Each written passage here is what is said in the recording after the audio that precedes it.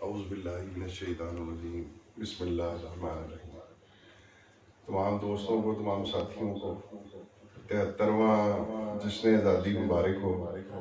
لیکن یہ دن جہاں مبارکباد لے کر آتا ہے، وہاں ہمیں کوئی پیغام بھی دیتا ہے کہ ہمارے بزرگوں نے اس ملک کو بنانے کے لیے جتنی قربانیاں دی ہیں، آج اس کو شکرانے کے دن پہ منایا جائے۔ میں آپ کو کیا عرض کروں، بابائی سرکار نے اس دن کے حوالے سے جو اپنی تحریرات میں، مقالات حکمت میں جو بیان فرمایا، انہی کی زبانی آپ کی سماعتوں کی نظر کرتا ہوں۔ بسم اللہ۔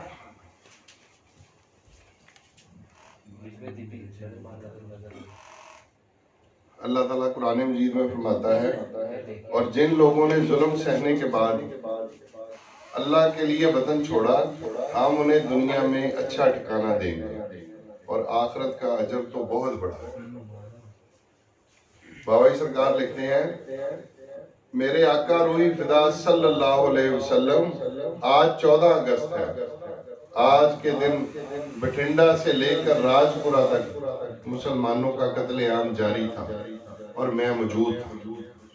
میرے آقا روحی فدا صلی اللہ علیہ وسلم، کیسے بتاؤں اور کیا بتاؤں کہ آج اس وقت کیا ہو رہا تھا۔ وحشت و درندگی کے ایسے مناظر تاریخ نے اس سے پہلے کم ہی دیکھے ہوں گے۔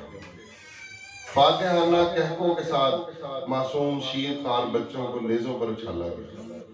جیسے خون خوار درندہ اپنے شکار کو اچھالتا ہے، اسے بے بس پا کر اس سے کیا کیا کھیل کرتا ہے۔ پردہ دار خواتین جنہوں نے کبھی گھر کی دہلیز سے قدم باہر نہ رکھا تھا، کتنی بیچارگی کے عالم میں گھر سے بے گھر ہوئی۔ راج پورہ سے امرتسر تک ہر ریلوے اسٹیشن پر شہید کی جانے والی عزت ماں بیٹیوں کے کٹے ہوئے لٹکتے ہوئے سر انہی کے بالوں کے ذریعے درختوں پر آویزاں کیے گئے، اور ان کٹے ہوئے لٹکتے ہوئے ماتھوں پر خون سے جے ہند کے الفاظ لکھے گئے۔ یہ انسانی وحشت و درندگی کی انتہا تھی۔ میرے آقا روحی فدا صلی اللہ علیہ وسلم، کسی کی عزت محفوظ رہی نہ آبرو۔ انسانی عصمت انسان نما درندوں کی ہوس کا شکار ہو گئی، اور اس وقت غیرت مند قوم کی غیرت مند بیٹیوں نے اپنی عصمت بچانے کے لیے جو کچھ کیا، اس کے تصور ہی سے رونگٹے کھڑے ہو جاتے ہیں۔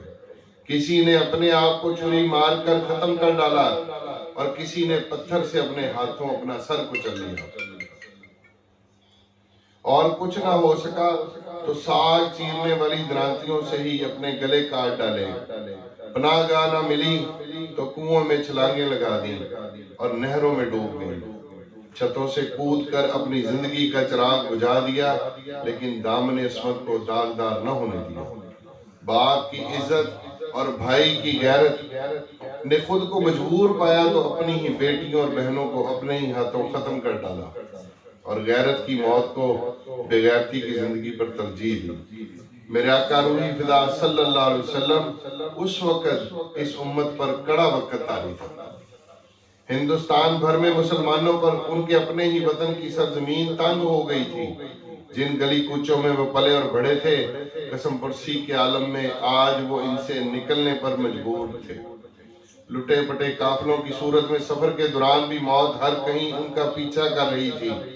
زندوں کے خون سے ہولی کھیلی جا رہی تھی، اور بے گور و کفن لاشیں خاک و خون میں لت پت ادھر ادھر بکھری پڑی تھی۔ بے بسی اور بے کسی کے اس عالم میں کوئی کسی کا پرسان حال نہ تھا۔ میرے آقا روحی فدا صلی اللہ علیہ وسلم، چاروں طرف آگ بھڑکی ہوئی تھی، جس میں زندہ جانیں صرف مسلمان ہونے کی وجہ سے جلائی جا رہی تھی۔ آگ لگانے اور بھڑکانے والے ہزاروں تھے، بجھانے والا کوئی نہ تھا۔ میرے آقا روحی فدا صلی اللہ علیہ وسلم، میں یہ دردناک منظر دیکھ رہا تھا، اور میری آنکھیں ان مظلوموں کے حال زار پر آنسو بہا رہی تھی۔ اس دن ہی کے روح فرسا منظر کو دیکھ کر زندگی نے دنیا کو اپنے لیے حرام قرار دیا۔ میرے آقا روحی فدا صلی اللہ علیہ وسلم، اس سے زیادہ لکھنے کی اس بندے میں سکت نہیں۔ یا حیو یا قیوم، میرے آقا روحی فدا صلی اللہ علیہ وسلم آپ کے پروانوں نے اس بے کسی کی حالت میں بھی غیرت کے کیا کیا نمونے پیش کیے. سبحان اللہ. ہجرت کے دوران سدواں جگراواں ضلع لدھیانہ میں مہاجرین کا کیمپ تھا. ایک دن چند ڈوگرے سپاہی گنے لے کر کیمپ میں آدم کے ایک بڑے مسلمان کی نوجوان لڑکی کو بازو سے پکڑ لیا اور اپنے ساتھ چلنے پر مجبور کرنے لگے. ابھی وہ 2 ہی قدم چلے ہوں گے کہ ایک نوجوان جو پولیس کی 3 فیتے والی قمیض پہنے بیٹھا کھانا پکا رہا تھا لپک کر اٹھا, ادھر ادھر دیکھا, کوئی ہتھیار نظر نہ آیا تو چولہے سے جلتی ہوئی ایک کھلپاڑ ہی کھینچ لی اور اس جوش سے ان کے سر پہ جا دمکا کہ ان کے اوسان جاتے رہے اور وہ ہکا بکا اسے دیکھتے رہے. اس نے آگے بڑھ کر ایسے زور سے وہ کھلپاڑ ایک ڈوگرے سپاہی کے سر پر ماری کہ اس کا سر کھکڑی کی طرح پھانک ہو گیا اور وہ زمین پر گرنے سے پہلے ہی جہنم میں جا پہنچا. اگرچہ اس سپاہی کے ایک ساتھی کی گولی سے وہ غیرت مند نوجوان شہید ہو گیا, لیکن ایسی دھاک بیٹھی کہ پھر کسی ڈوگرے کو کیمپ میں داخل ہونے کی جرت نہ ہو سکی, جبکہ یہ کیمپ کئی ماہ تک وہاں رہا. ایک شہادت کی برکت و عظمت پورے کیمپ کی عصمت کی پاسبان بن گئی. ماشاءاللہ. میرے آقا روحی فدا صلی اللہ علیہ وسلم, میں اپنے ہم وطن ان بچوں کے جذبہ ایمانی کو سلام کرتا ہوں جنہوں نے رائے حق میں اپنی جانوں کا نذرانہ پیش کر کے ملت کو ہمیشہ کے لیے سر بلند کر دیا. ان عفت مآب خواتین اسلام کو سلام کرتا ہوں جنہوں نے اپنی جانوں پر کھیل کر ملت کی آبرو کو بے آبرو نہ ہونے دیا. ان باہمت نوجوانوں اور جواں ہمت بڑوں کو سلام کرتا ہوں جنہوں نے اپنا سب کچھ قربان کر کے ملی غیرت و حمیت اور حریت کے جذبے کو ہمیشہ کے لیے مٹنے سے بچا لیا.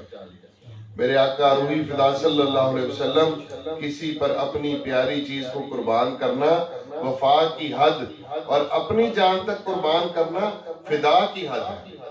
آپ کی امت کے ان سب باوفا شہیدوں کو ہم خاک نشینوں کا انتہائی محبت اور عقیدت بھرا اسلام قبول. میرے آقا روحی فدا صلی اللہ علیہ وسلم, یہ قربانی اسلام کے لیے دی گئی, قبول فرما کر اس کا بول بالا فرمائے, آمین. بے شک جانیں قربان کرنے والے اور اسلام کی خاطر اپنے گھر بار چھوڑنے والے یہ اہل اسلام اگر توحید سے منہ موڑ لیتے اور بتوں سے رشتہ جوڑ لیتے اور لا الہ الا اللہ محمد رسول اللہ صلی اللہ علیہ وسلم کی بجائے ان کی زبانوں پر ہری اوم کے کلمات جاری ہو جاتے تو اپنے ہی وطن کی سرزمین ان پر یوں تنگ نہ کی جاتی. مبارک ہو ان سب کو جو شعلوں سے ٹکرا گئے مگر ایمان کی دولت کو ہاتھ سے نہ جانے دیا, جنہوں نے مظلومیت کی موت قبول کر لی لیکن کفر کے ہاتھ میں ہاتھ نہ دیا. حق کی خاطر بے گھر ہونے والے اور راہ حق میں اپنی جانوں کا نذرانہ پیش کرنے والوں کو قرآن کریم کا یہ مزدہ جانفزہ مبارک ہو. سورہ آل عمران آیت نمبر 195.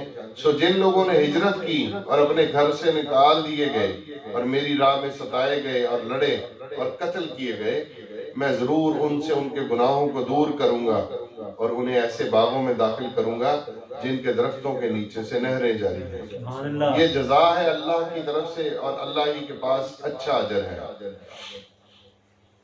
میرے آقا روحی فدا صلی اللہ علیہ وسلم, یہ کبھی ہو سکتا ہے کہ یہ خون رنگ نہ لائے؟ ضرور لائے گا, لا کر رہے گا اور کبھی رائے گا نہیں جائے گا. ہجرت کے بعد نصرت اور شکست کے بعد فتح مومن کے ایمان کا وہ جزو ہے جسے کبھی کوئی جھٹلا نہیں سکتا. میرے آقا روحی فدا صلی اللہ علیہ وسلم, کسی نے کسی کا کیا بدلہ چکانا ہے, مرد ہی مردوں کا بدلہ چکایا کرتے ہیں. یا حیو یا قیوم الحمدللہ الحی القیوم فاللہ خیر الرازقین واللہ ذو الفضل العظیم. اللہم صلی علی بارک علی سیدنا و مولانا و حبیبنا محمد النبی الامی وعلی آلہ و اصحابہ و اطرتہ بیعدد کل معلوم اللہ کا و بیعدد خلق کا و رضا نفس کا و زینت عرش کا و بداد کلمات کا. استغفر اللہ الذی لا الہ الا هو الحی القیوم و اتوب الیہ. یا حی یا قیوم نصر من اللہ و فتح قریب و بشر المومنین. یا حی یا قیوم. پاکستان زندہ باد. پاکستان جزاک اللہ. ماشاءاللہ جی ماشاءاللہ.